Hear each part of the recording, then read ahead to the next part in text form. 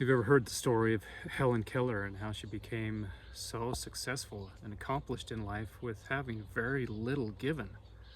What she was given versus the impact she had on the world, how it all started. Helen describes her world before her teacher as a world of darkness, anger, and confusion. Helen talks about the day she met her teacher, Anne Sullivan, as one of the most important days of her life. She viewed Sullivan as not just a teacher, but as a soulmate, a second mother, crediting her with awakening her soul and giving her the ability to connect with the world through language. Helen expressed that Sullivan's presence was inseparable from her own and gave her all that she had. The best parts of her were due to her teacher.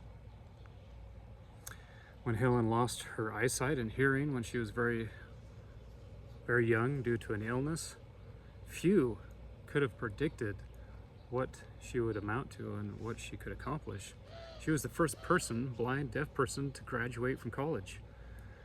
And she would go on to become an accomplished, an acclaimed author and public figure, playing a leading role in many significant political, social, and cultural movements of the 20th century.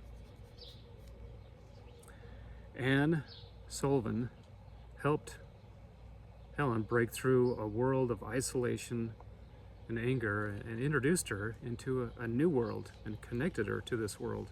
She gave her new eyes to see this world. Before, her world was filled with darkness. She showed her how to communicate and understand using other senses for touch and feel. One of the first words she learned was water. As she put one hand in a bucket of water, and with the other hand, she spelled out the word WATTER. Just kidding, there's one T. But yeah, she connected her. She used her abilities, Anne's abilities, to connect her to this world that she had no connection with. She became her eyes. She became her ears. Before her teacher, Helen lived in a world of silence. She became her mouth. She was unable to speak. She helped Helen learn to speak, teaching her how to articulate speech through touch and vibration. She would feel how her teacher's throat and voice box would vibrate, and she tried to emulate that as she learned how to speak.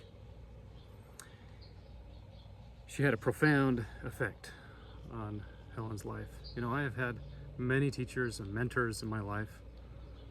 One has stood out to me in mine that's had a profound effect upon me, and I appreciate all that he has done and the sacrifices.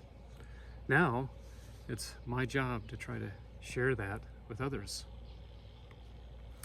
So it is your job as you're young and growing to become a student, to learn all that you can, so that later in life you can also become a mentor and have an impact on other people, like this Anne had with Helen Keller. Do you know someone that needs you already? Someone that sits in a world of darkness, anger, and confusion? What skills and abilities has God given you that you can share with the world to make it a better place? Can you, as a teacher, give someone new eyes to see a new world? Can you give them new words to speak, words of power that give them a defense, a sword of truth in this world of darkness and evil and error?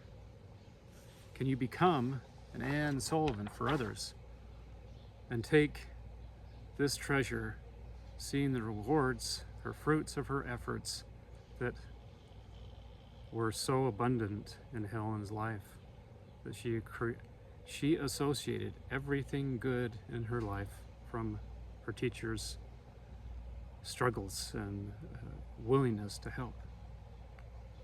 Matter of fact, Anne Sullivan talked about this purpose she had, and she called it the fire of a purpose. Through teaching, Helen and connecting her to a world that she could not hear, could not see, could not connect with.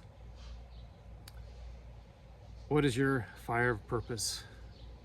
Become a Anne Sullivan for others. You can have a profound effect on others' lives and change the world based on the efforts and the sacrifices that you take.